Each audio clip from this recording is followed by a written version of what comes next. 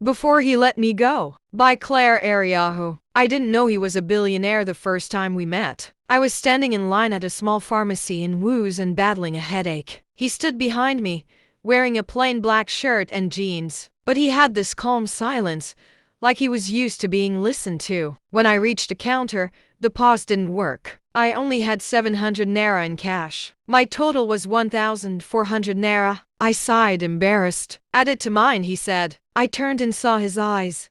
Quiet. Clear.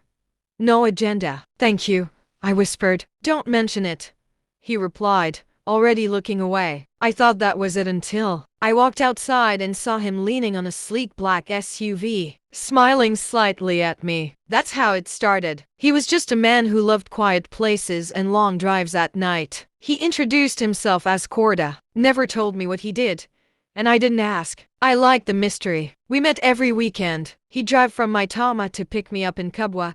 I joked about the distance. He said, "You're worth the fuel." He never bragged or showed off, but his phone never stopped ringing. One day, I saw a name flash across the screen. It was the governor's son. Another time, I caught a glimpse of his laptop and saw numbers with too many zeros. The truth fell out slowly. Korda owned one of the biggest construction companies in Abuja. Silent contracts, luxury apartments, government links. The whole city, in some quiet way, worked around him. Yet, with me, he was soft, kind, like he'd been holding his breath for years and had only just exhaled. He said I made him forget the noise. I fell in love before I even realized it. In his car, on quiet evenings, hands brushing on the gear stick. In his apartment, filled with empty walls but stocked with books. In the way he stared at me when he thought I wasn't looking. But billionaires don't always come without baggage. I noticed a shift. A little distance. Longer pauses. The warmth in his voice thinned. "Are you okay?" I asked one night. He nodded,